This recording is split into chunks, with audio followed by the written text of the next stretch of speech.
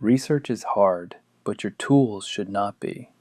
Subthesis.com is the free alternative to expensive software.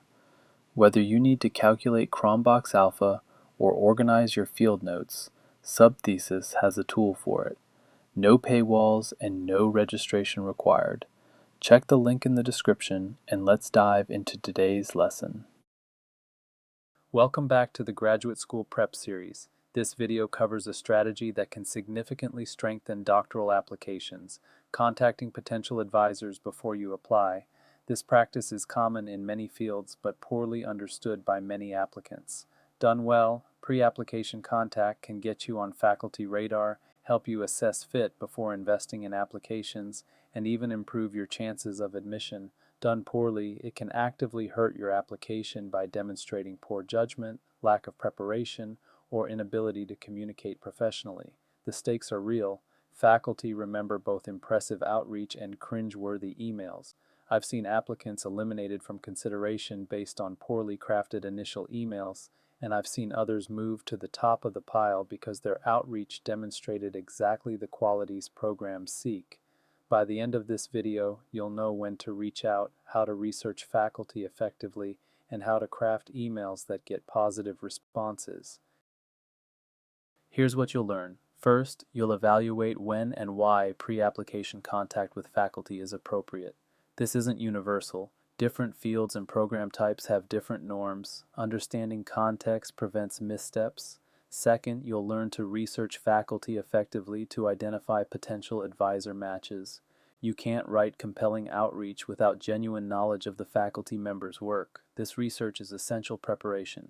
Third, you'll learn to craft professional initial outreach emails that generate responses. Faculty receive many emails. Yours needs to stand out for the right reasons, demonstrating preparation, genuine interest, and clear communication. Fourth, you'll navigate follow-up conversations and interpret faculty responses. Initial emails are just the beginning. What happens next depends on how faculty respond and how you follow up. Let's start with when this strategy is appropriate. Pre-application contact norms vary by program type. For PhD programs, contacting potential advisors is often expected and sometimes essential for competitive admission. Doctoral education is fundamentally an apprenticeship with a faculty mentor. Programs want to know you've identified faculty whose work aligns with yours and that those faculty are interested in working with you. For research-focused master's programs with thesis requirements, contacting faculty is usually appropriate. If you'll work closely with a faculty advisor on research, knowing whether a good match exists benefits everyone. For professional master's programs without thesis requirements, pre-application contact is usually not expected. These programs admit cohorts who take courses together. You're not selecting a specific mentor. Reaching out to faculty may seem unnecessary, or even suggest you don't understand the program structure. Always check program guidance. Some programs explicitly encourage contacting faculty, others explicitly discourage it, preferring to manage the matching process themselves. Follow instructions when provided. Understanding why pre-application contact matters helps you approach it strategically. Faculty advocacy often drives admission decisions in doctoral programs. When a faculty member tells the admissions committee, "I want to work with this applicant," that carries enormous weight. Programs want to admit students their faculty will actually mentor. Pre-application contact creates opportunity for that advocacy. Your outreach demonstrates initiative and genuine interest. Most applicants don't reach out. Those who do and do it well distinguish themselves. Faculty remember applicants who engage thoughtfully with their work before applying. Contact helps you assess fit before investing time and money in applications. Through correspondence, you learn whether faculty are taking students, whether your interests truly align, and whether the working relationship seems promising. Better to discover mismatches before you apply. Early contact builds the foundation for mentorship relationships. Graduate school isn't just about admission, it's about the years of working closely with an advisor. Starting that relationship early, before you're even officially a student, creates stronger foundations. Effective outreach requires effective research. Start with the right sources. Faculty profiles on program websites provide basic information. research interests, teaching, educational background, and sometimes current projects. This is your starting point, but shouldn't be your ending point. Google Scholar profiles show publication records and citation counts. You can see what someone has published, how recently they've been active, and what work has been influential. Look for patterns in their research focus. Read their recent publications, particularly from the last 3 to 5 years. Reading someone's actual work, not just summaries of it, gives you genuine understanding of their research. You can't engage meaningfully with work you haven't actually read. Lab or research group websites often provide additional detail, current projects, lab members, recent news, and sometimes information about graduate student opportunities. These sites reveal the active research environment you'd be joining. Surface-level research isn't enough. Go deeper. Read at least 2 to 3 recent papers thoroughly. Not abstracts, not skimming, but actual careful reading. Understand what questions they're asking, what methods they use, and what they found. This depth enables meaningful engagement in your outreach. Note specific findings, methods, or questions from their work. What aspects of their research connect to your interests? What questions does their work raise that you find compelling? These specific observations form the substance of your outreach email. Check who their current graduate students are and what those students work on. This shows you what kind of projects the lab supports and whether there's thematic alignment with your interests. Current students' work may also reveal gaps or extensions you could potentially fill. Look for interviews, talks, podcasts, or media appearances. These often reveal aspects of someone's thinking that don't appear in formal publications. They may discuss future directions, personal motivations, or perspectives that help you understand them as mentors. Not every faculty member is a good potential match. Assess fit carefully. Research interests should genuinely align with yours, not forced connections, but authentic overlap. If you have to stretch to explain why your interests relate to their work, the match may not be strong enough.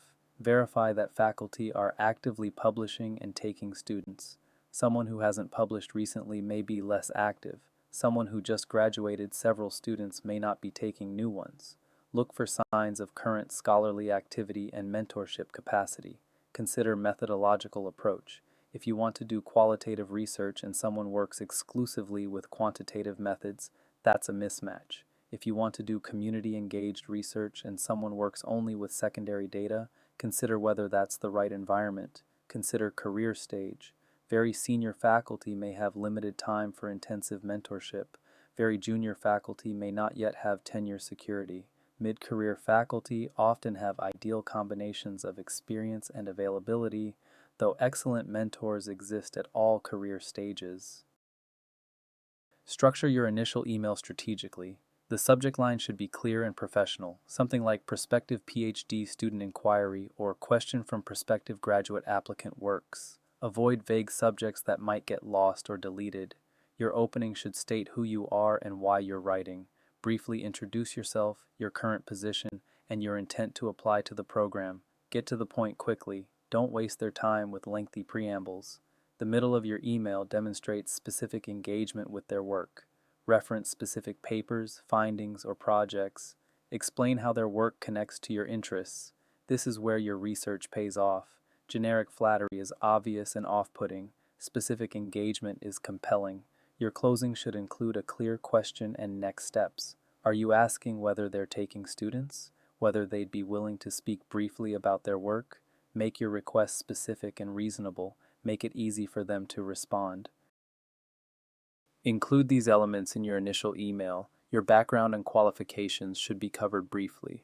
Where did you go to school? What's your current position? What research experience do you have? Keep this to a few sentences. You're not sending your full CV in the email body.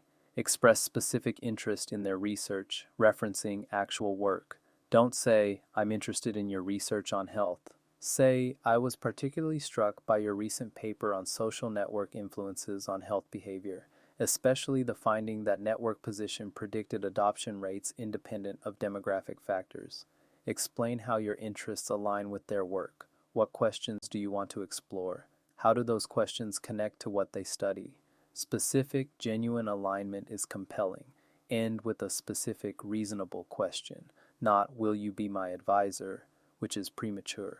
Better, I'm wondering whether you're planning to accept new doctoral students and whether my interests seem compatible with your lab's direction, or would you have 15 minutes for a brief call to discuss your research and the doctoral program?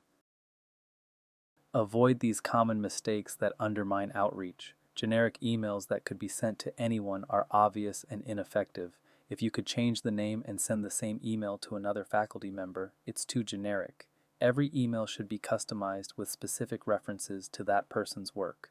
Flattery without substance is transparent and off-putting. Saying, "I admire your groundbreaking work" without demonstrating that you've actually engaged with the work is meaningless. Faculty can tell the difference between genuine engagement and empty compliments.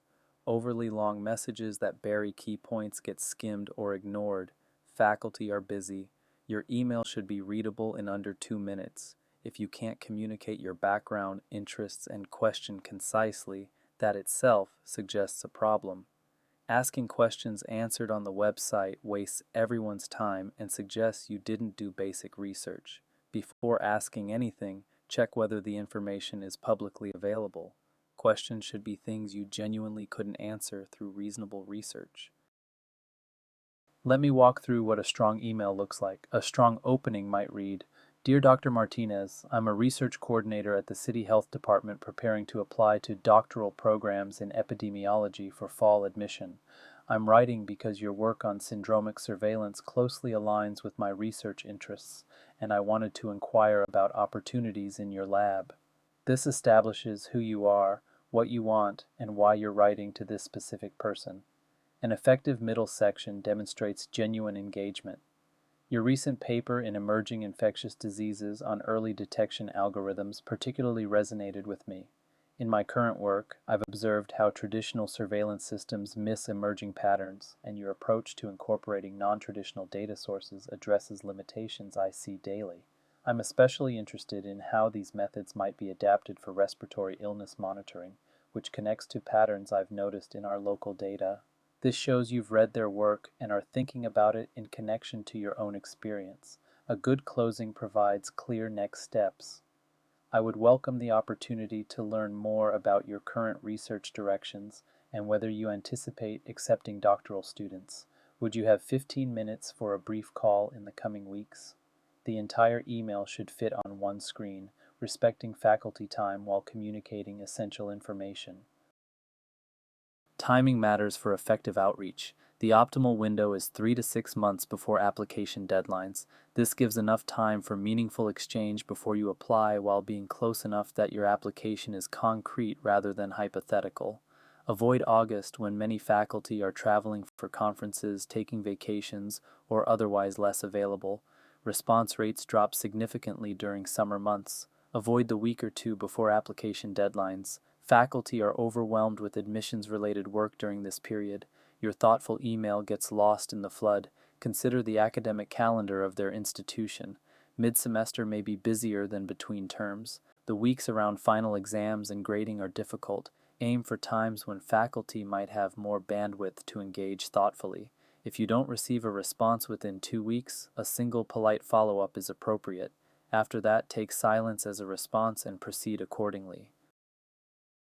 Faculty responses require interpretation. An enthusiastic response expressing interest in your background and inviting further conversation suggests a strong potential match. This is exactly what you're hoping for. Follow up promptly and professionally.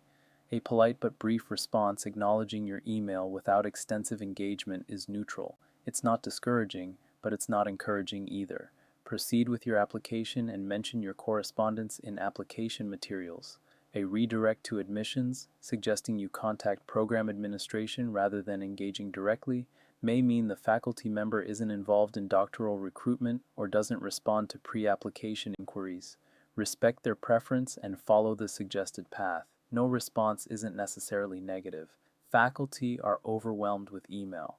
Your message may have gotten lost, arrived at a bad time, or simply not risen to the top of priorities.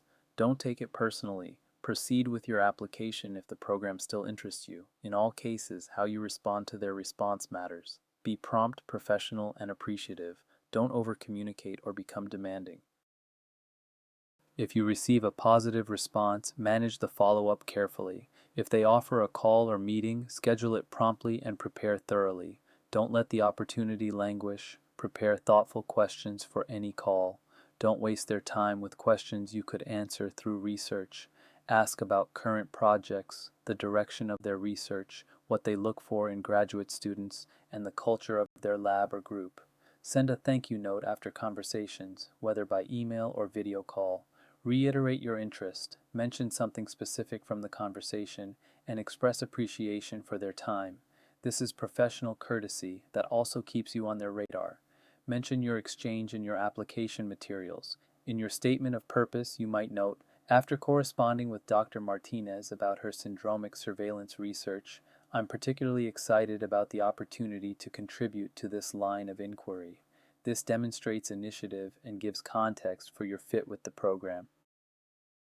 Sometimes you learn that a faculty member isn't taking students. Handle this gracefully. Ask if they can suggest colleagues with similar interests. Faculty often know who in their program or field works on related questions. A referral from someone you've already impressed can be valuable. Consider whether the program still appeals without this specific advisor. If your entire interest in the program was one person and they're unavailable, the program may no longer be a good fit. But if other faculty also match your interests, the program may still be worth applying to. Thank them for their honesty. Knowing someone isn't available before you apply is valuable information. A gracious response to disappointing news leaves a positive impression and keeps the door open for future connections. You may still apply to the program if other faculty match your interests, but adjust your application to focus on available mentors. Mentioning an unavailable faculty member as your primary interest signals poor research. For programs with multiple potential matches, a multi-contact strategy can make sense, but execute it carefully. Identifying 2 to 3 potential advisors per program is reasonable. Graduate students sometimes switch advisors, and having multiple people interested in working with you strengthens your candidacy.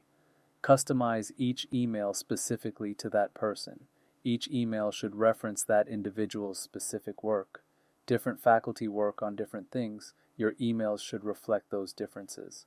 Don't mass email identical messages with different names. Faculty talk to each other. If 2 professors receive the same generic email with only the name changed, they will notice and discuss it. This is embarrassing and damaging. Be aware that faculty often discuss applicants informally. Making a positive impression on one person can help with others. Making a negative impression can also spread. Your professional reputation within a department starts with your first contact. Some situations call for not reaching out. When the program explicitly discourages pre-application contact, respect that guidance. Some programs have good reasons for managing the process differently. Ignoring their instructions demonstrates inability to follow directions.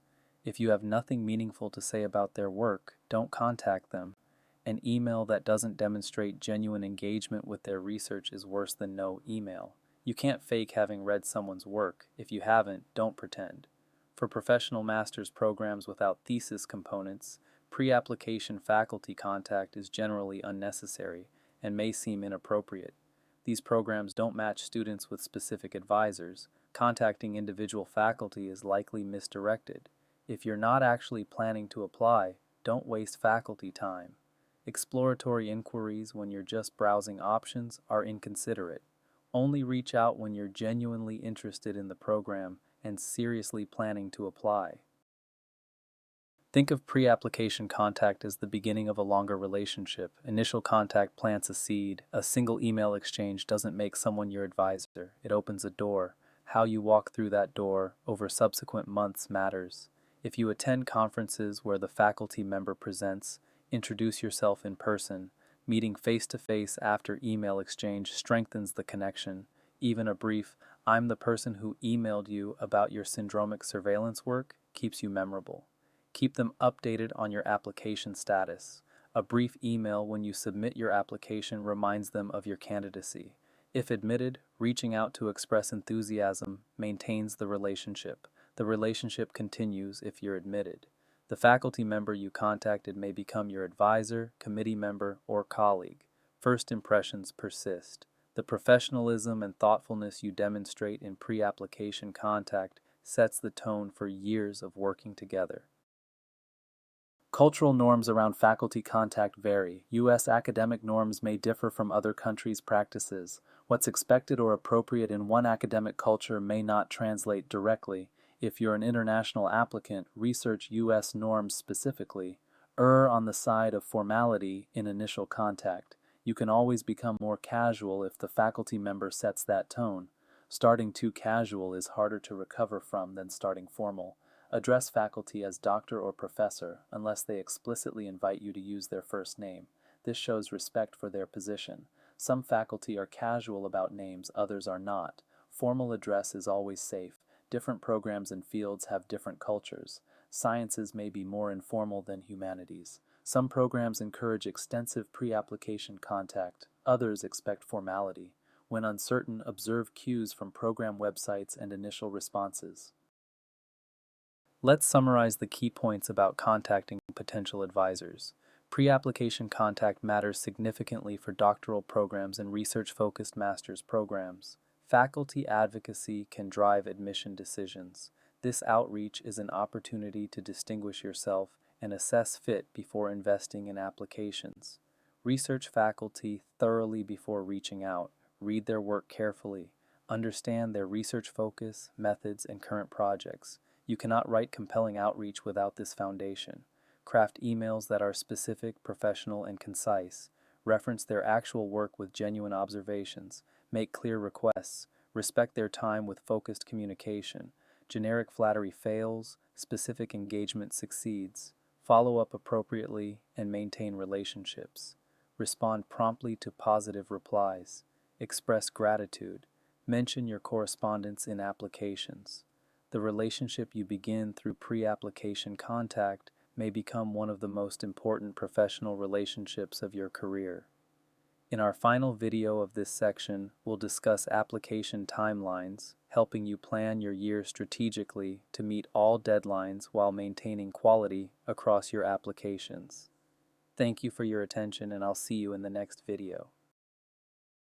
Writing the thesis is a marathon, not a sprint, but you do not have to run it alone. If you are feeling stuck with your data or overwhelmed by your sources, let us help. Head over to subthesis.com. It is completely free and designed to make your life easier. You are making progress. Keep going. And don't forget to subscribe for more support.